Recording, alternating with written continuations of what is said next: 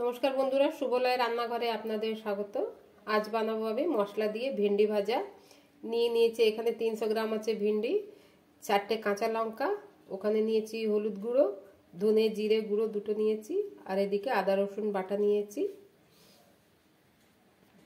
প্রথমে আমি ভেন্ডিটাকে ধুয়ে টুয়ে এভাবে লম্বা লম্বা করে কেটে আর মাঝখান দিয়ে একটু চিড়ে নিয়েছি। কড়াটা গরম হয়ে গেছে, দিয়ে দেবো সর্ষের তেল।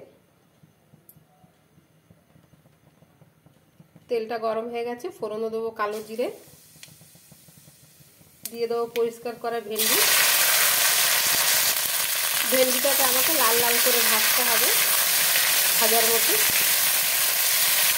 দেবো অল্প হলুদ, দিয়ে দেবো চেরা কাঁচা লঙ্কা, দেবো স্বাদ মতো লবণ।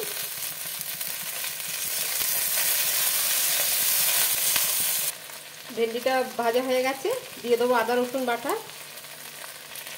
দিয়ে দিলাম ধনে গুঁড়ো জিরে গুঁড়ো। মশলাগুলোকে ভাজবো।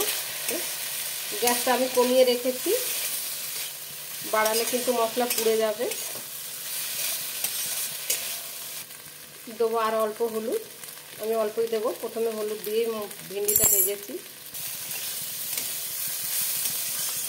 আমার ভেন্ডিটা হয়ে গেছে, আমি অন্য একটা পাত্রে ঢেলে নেব। আমার যদি এই রেসিপিটা ভালো লেগে থাকে বন্ধুরা, তাহলে লাইক কমেন্ট সাবস্ক্রাইব অবশ্যই করবেন। ধন্যবাদ।